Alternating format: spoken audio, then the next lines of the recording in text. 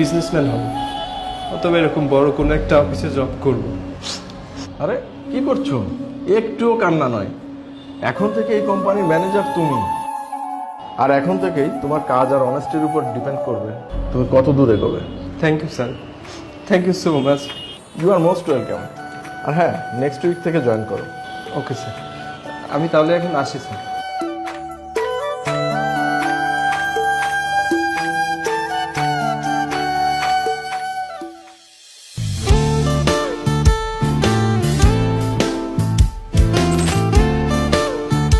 চোখের নিমেষেই বদলে যেতে থাকে দীপ্তর ভাগ্য।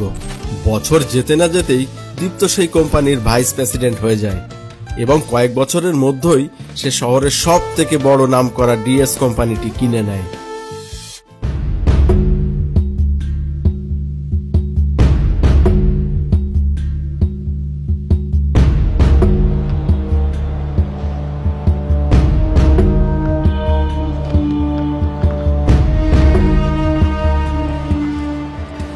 জুয়েল সাহেব, কি খবর? কেমন আছেন? জানেন তো আমাদের অফিসে নতুন এমডি স্যার এসেছে। বুঝতে পারছি না আপনাকে কেন ডাকলো স্যার। শুনুন, নতুন এমডি স্যার কিন্তু খুব স্ট্রিক্ট, সব কিছু কিন্তু সাবধানে করবেন। আরে জানি কোনো চিন্তা করবেন না, হিসাব আমি মিলিয়ে দিব। তা নাহলে আমি দুজনেই ফেসে যাব।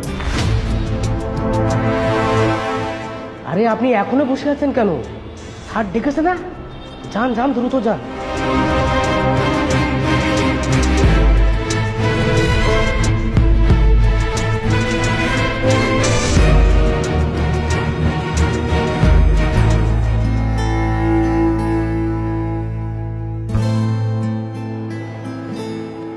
স্যার আসবো স্যার? হ্যাঁ, আসুন আসুন,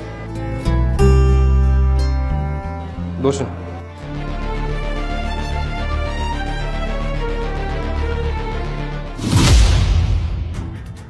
তুমি তুমি এই কোম্পানির এমডি?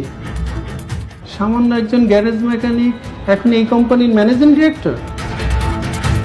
কিভাবে সম্ভব? কি হিসাবটা মেলাতে পারছেন না, তাই তো? ভাগ্য, পরিশ্রম আর উপরওয়ালা আমাকে এই জায়গা অর্জন করতে সাহায্য করেছে। যাই হোক, আমার হিসাবটা পরে মেলাবেন, আগে এই হিসাবটা মেলান তো। আপনি এই অফিসের চিফ অ্যাকাউন্টেন্ট অফিসার, রাইট? তাহলে হিসাবে এত গরমিল কিভাবে করলেন? লাস্ট 1.5 বছরে 25 কোটি টাকার কোনো হিসাব নেই। কি হিসাবটা মেলাবেন না? আমাকে ডাটাগুলো ফরওয়ার্ড করে দিন তো, জলদি। আরে মিস্টার জুয়েল, আপনি ঘামছেন কেন? বলুন বলুন। না মানে স্যার, হিসাব মানে? এত মানে করতে হবে না।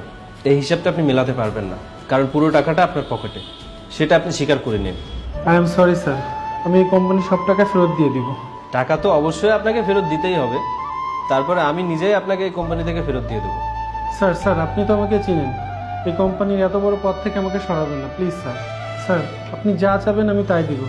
সেদিন আপনার সাথে অনেক খারাপ ব্যবহার করেছিলাম, তার জন্য আমি সরি। আপনি যদি আমার মেয়েকে বিয়ে করতে চান আমি রাজি স্যার, তারপরে আমাকে এত বড় পদ থেকে সরাবেন না।